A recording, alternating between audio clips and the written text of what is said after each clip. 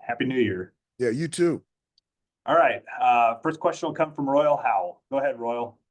Good morning, Coach. How you doing today? Good, good, good. Hope you're doing well. Yes, sir. Doing well, doing well.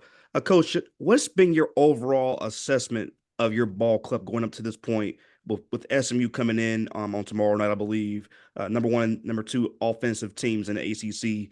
What's been just your overall assessment of your team headed into this matchup tomorrow night?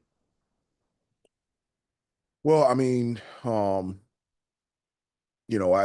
said from the beginning in regards to our team, what is going to allow us to have the most success is, our ability to defend, get stops, and rebound the basketball, and also limit turnovers. I go to those three things every day with this team, and letting them know and understand how important checking those three boxes are. From an offensive standpoint, you're right. SMU is really gifted in terms of scoring, but we are too. And so, um, not just for SMU, just moving forward for the remainder of the year, everything is going to be tied to how good a defensive team we are, how good a rebounding team we are, and how well do we do taking care of the basketball.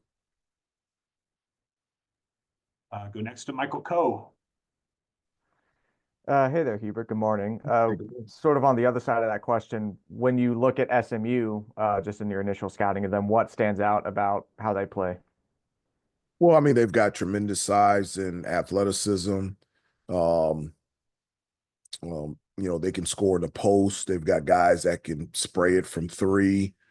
They're number one in the ACC in terms of offensive rebounds per game. And so, when the ball's up in the air, when it's coming off the rim, like we're going to have to box out, we're going to have to rebound. And that's just going to be a huge determining factor in terms of the outcome of the game on Tuesday versus SMU. And then if we can rebound and then it allows us to get out in transition where we've been consistently really good all season. But when the ball goes up in the air on a shot, that's where the game is going to be decided in regards to rebounding the basketball. Thanks, Hubert. Rod Baxley. Go ahead, sir. Hubert obviously don't like the turnovers from Jay Wash on Saturday, but 6 rebounds, 5 blocks. Feels like that could be a momentum type game for him and confidence boost for him. Do you feel that way? And what did you gather from what he was able to do for you guys in Indiana?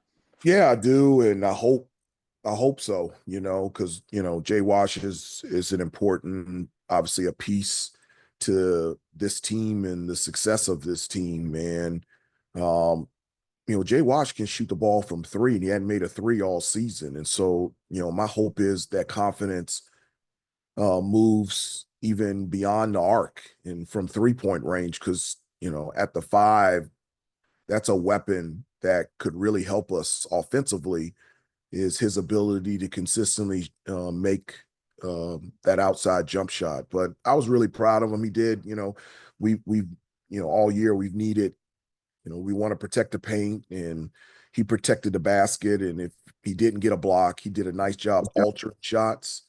And I thought he played really well. He was a huge determining factor in us being able to win on Saturday against Notre Dame. Mark Berman. Go ahead, sir. Good morning. Good morning. Obviously, you've been around this league a long time now. You had that great win over UCLA, but in general, was not a good non-conference season for the ACC. Why do you think that was? I don't know. I think that's a great question.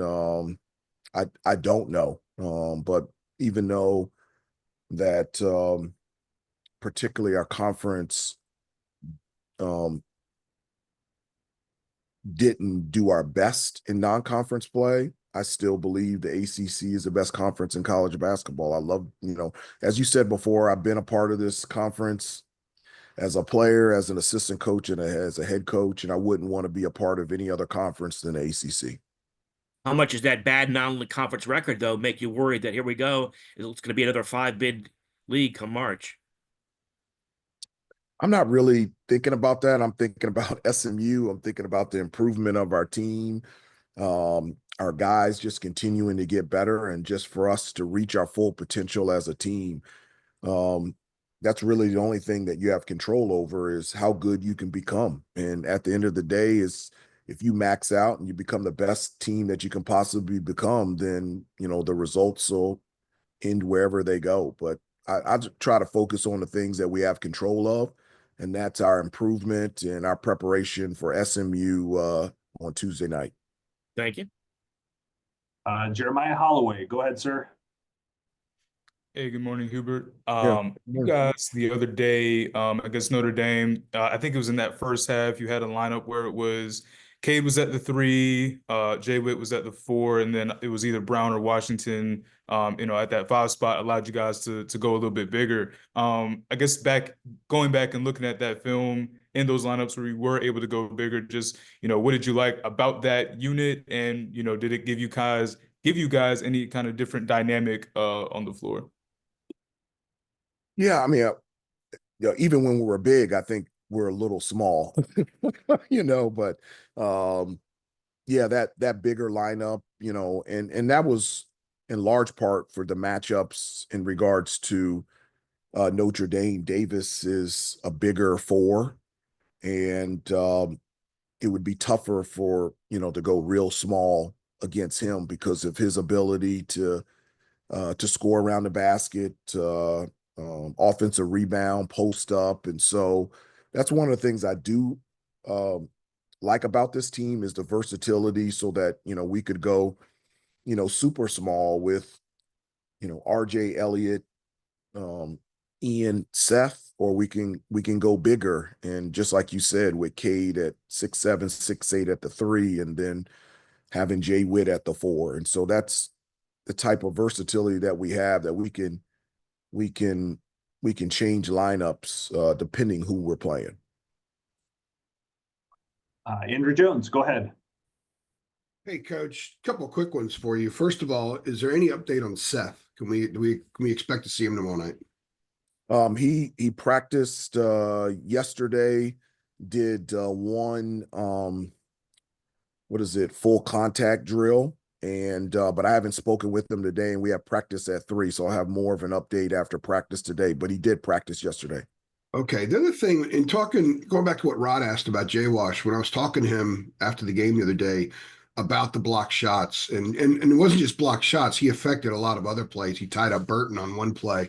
He said it was a simple matter of doing a better job of rotating and reacting defensively down there. And that was a point of emphasis after Louisville, because he admitted that he wasn't very good against Louisville at that. Is that what it basically is for him? It's a simple matter of being consistent with the rotations and when to provide help defense and to be more of a rim protector?